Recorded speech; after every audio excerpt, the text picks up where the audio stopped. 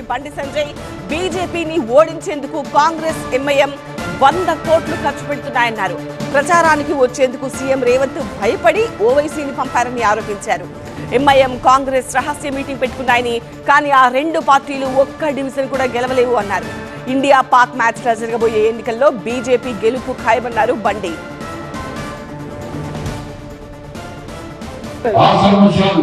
నిన్న రాత్రి రహస్య సమావేశం పెట్టుకున్న MM party Congress party BJP 50 సీట్లు గెలుస్తుంది.